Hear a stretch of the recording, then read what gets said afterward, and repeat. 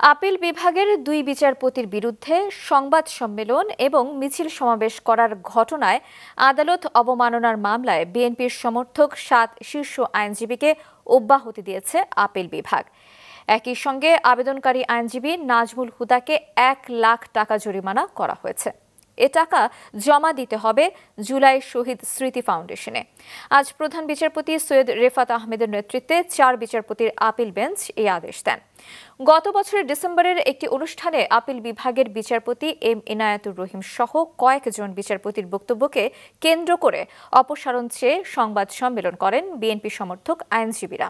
পরে সিনিয়র আইনজীবী এজে মোহাম্মদ আলী, ব্যারিস্টার রুহুল কুদ্দুস কাজল, ব্যারিস্টার কায়সার কামাল সহ ৭ আইনজীবীর বিরুদ্ধে আদালত অবমাননার অভিযোগ আনা হয়। এই আবেদন আমলে নিয়ে তৎকালীন প্রধান বিচারপতি ওবায়দুল হাসানের নেতৃত্বে আপিল বেঞ্চ বিএনপির আইনজীবীদের তলব করেন। কয়েক কার্যদিবস শুনানি হয়।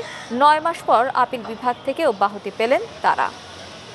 যে একটা বিচারহীনতার সংস্কৃতি আগে ছিল, এখন আমরা মনে করছি দেশে আইনের শাসন কায়েম হতে চলছে এবং আমরা যারা ভিকটিম ছিলাম এবং আমরা যারা এগ্রিভ ছিলাম তারা আস্তে আস্তে বিচার আমরা পেতে যাচ্ছি, ন্যায় বিচার পাওয়া শুরু করছে। আমাদের সংগ্রামটা তৎকালীন সময়ে ফ্যাসিবাদ বিরোধী রেজিমের বিরুদ্ধে ছিল এবং আমরা মনে করেছিলাম যে বিচার বিভাগে যে সমস্ত বিচারপতিরা এই রেজিমের অন্যায়ের সঙ্গে নিজেদেরকে সম্পৃক্ত করেছে তাদের বিরুদ্ধে দেশের স্বার্থে এই সুপ্রিম কোর্টের সুপ্রিমেসির স্বার্থে তাদের থেকে এই সুপ্রিম কোর্টকে বাঁচানো প্রয়োজন।